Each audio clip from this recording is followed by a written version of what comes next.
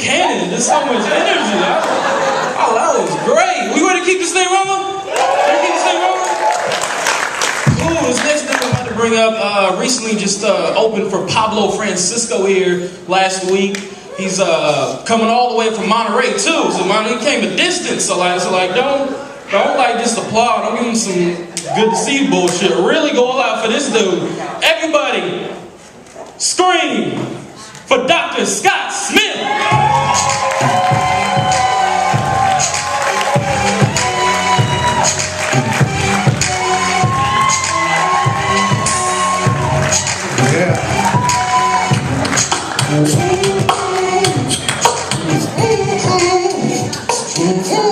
Keep it going, it's a fucking Jew.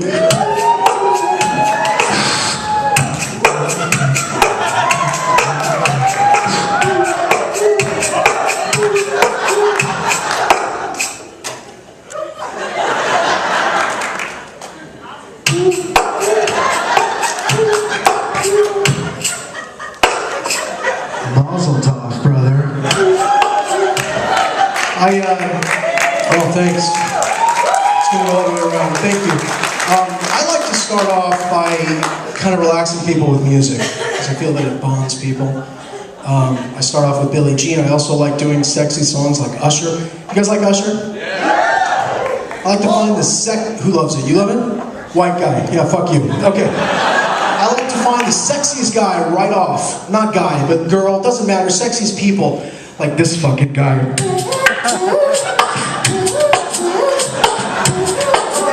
Just gonna be that for another 7 minutes, brother.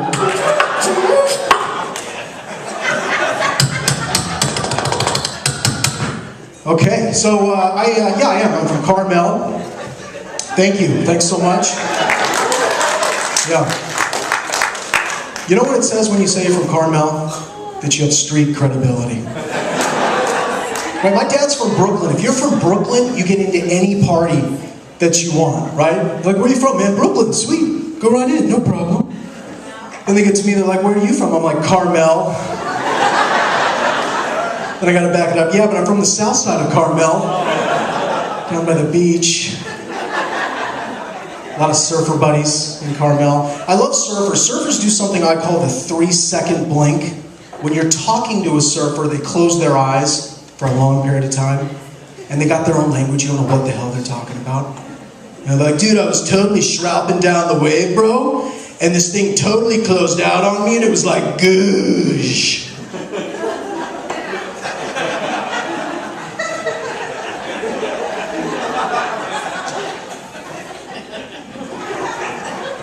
Did you just take a nap, Caleb? Caleb's an environmentalist. My dad's an environmentalist. My dad just got a Prius. So I got him a vagina and a dream catcher. Because he's Caucasian and irritating. You guys know the dream catchers, right? Little hula, pigeon feathers, rear view mirror. There's only 2 types of people that I think should have access to a dream catcher. Number 1, Native Americans. Because that's their thing. Number 2, Dog the Bounty Hunter. Do you guys like Dog? Don't you love how he beats the snot out of you and then gets you in that van and then he turns into a born-again Christian? He's like, get on the ground, boy. Hold my Oakleys, Beth. Let go of my dream catcher. Then he gets you in that van. He's like, hey, when was the last time you called your mother, Broseph? How about his wife, Beth? She's got a couple of big dream catchers, too.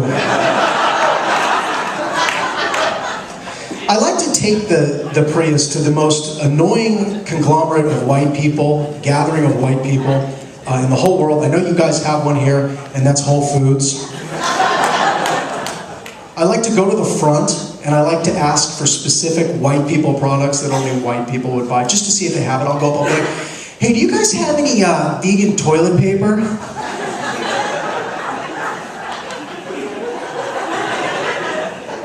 With omega-3 fatty acids? Do you guys have any sustainable hookers? She's like, aisle 3. Go right to aisle 3. God. And gluten allergy. Anybody have a gluten allergy here? There's always one white asshole that has a gluten allergy. No? No, no gluten, I love that. Why can't white people be allergic to things like khakis? You also see the most annoying people in Whole Foods, like the most annoying people of all time. What about like the New Age guy in Whole Foods? There's like a very typical New Age guy who hugs you for too long and you don't know when the hug ends. I always see this guy and I'll see him a mile away. I'll be like, hey, what's going on, bro? Don't you remember me? It's Ezekiel. He comes up, he's like, come on, bring it in, dude. Just do it. Here we go.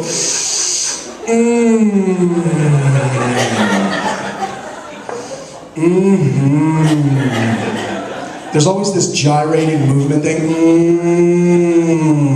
Then you try to get away, he's like,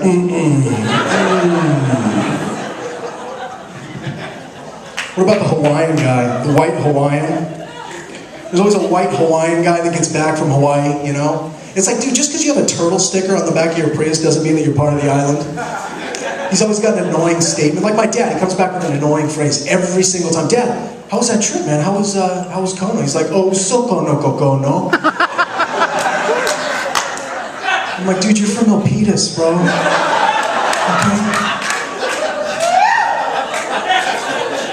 And then he's always got to come back with like an annoying CD. Every white person gets the same CD from the same musician in every lobby of every Hyatt across every island. It's always a guy named like Moku, right? He puts it on at the worst times too, right? We'll be hanging out in the car in the Prius. First of all, two bald Jews in a Prius, not a fucking hot tub party.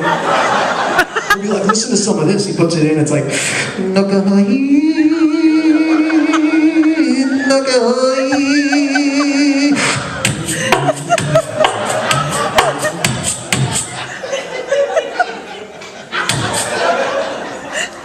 So I have a 6-year-old daughter, actually. Thank you so much. Yeah, it's, you know, having a 6-year-old, my 6-year-old daughter beats the snot out of us every single day of the week, right? When I'm talking about my daughter, apparently it sounds really, really hard and really horrible. So people always say to me, oh, I'm sorry, does she have special needs? And then I'm like, no, she's just a dick. It's weird having a kid, though, because they have bowel movement faces in front of you in the middle of a sentence. You don't get that with an adult. You forget what it looks like to have a bowel movement face, but you see it when a kid... My daughter will be in the middle of a sentence, drop a deuce, make that face. She's like, Daddy, I want to go down to the park because I want to get my sparkling shoes. I want to make some...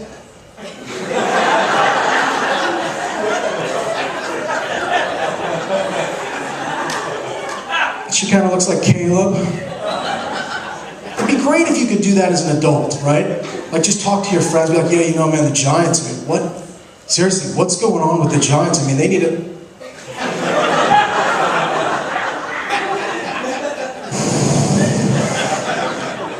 She's always whispering in my ear, little secrets in my ear. She can't put the sentences quite together yet, though, but little sentences in my ear. Everything's a secret. Daddy, can I tell you a secret? Can I tell you a secret? It's basically like a homeless guy whispering in your ear every time. Daddy, come down here. She gets down, she does this. Daddy, I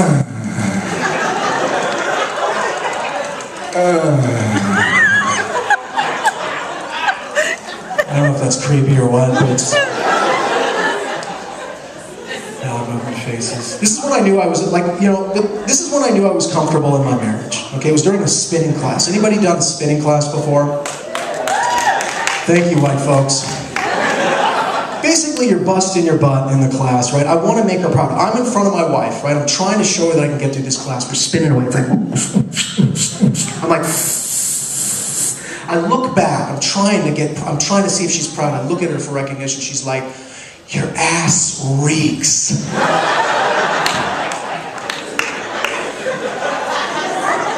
That's my wife. She's awesome. That's where the love is these days. My wife, though, I mean, it's hard when you have a kid, too. Like, my wife has every mom has, like, a workout outfit that they use to take care of their kids with. She's got, like, a really comfortable workout outfit, right? And I mean old school. Like, she'll have, like, gray sweatpants. I mean, like, Champion, tapered at the bottom. Gray sweater with like a pullover and like a little white towel that she carries around. Most of the time I feel like I'm fucking Rocky Balboa.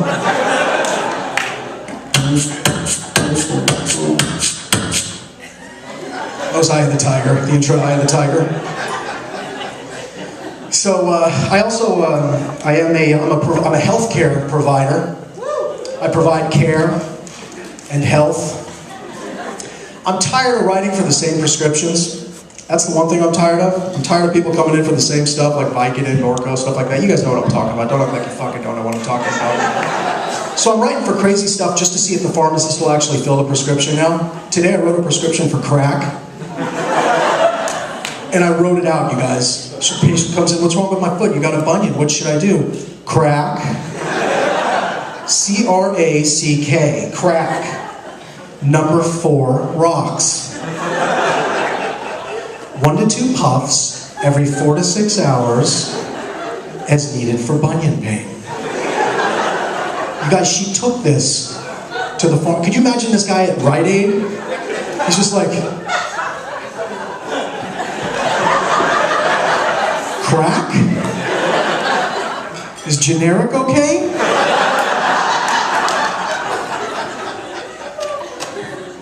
I'm going to incorporate hip hop into my comedy too. Be Jay-Z.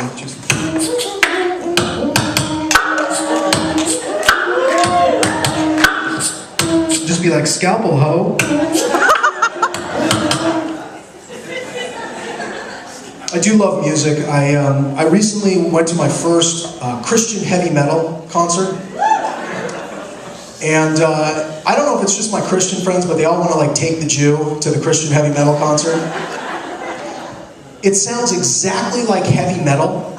Tattoos, everybody looks totally metal, except you wouldn't know until you actually hear the lyrics. So it starts off and it just really sounds good. It's like...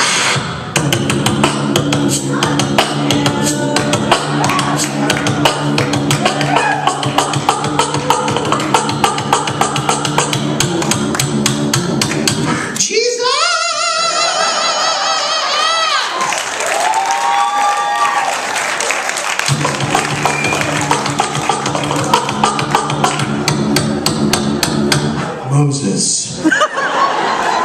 I should have known something was going on though, because it's like everything was like different, you know. It's like this one, like the guy's the same movie. He puts his foot up on the mic on this, you know, the amplifier. It's like this one goes out to all the fans of Luke. I'm like, who the fuck is Luke?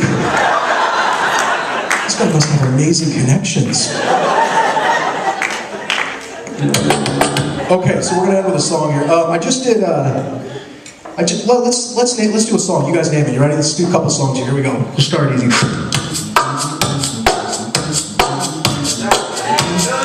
Okay, somebody give that guy a hand job right now. Just the guys, though. Seriously, where is he? Okay, how about Zombie? You guys like Zombie? Yeah. Metalheads? Just got back from my first Zombie concert. Unbelievable performer. Just couldn't. After like 5 minutes, everything sounds the same. It's like.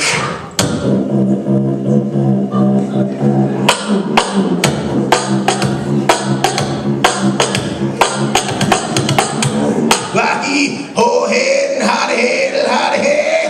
He know how to head. Something about the Holocaust and the how the head. And then he just finishes it off. It's like, yeah. Yeah. Yeah. Thanks, guys. That's it for me.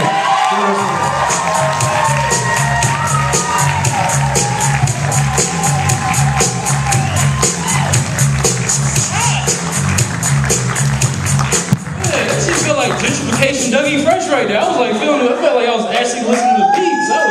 You know, one more time for Scott Smith.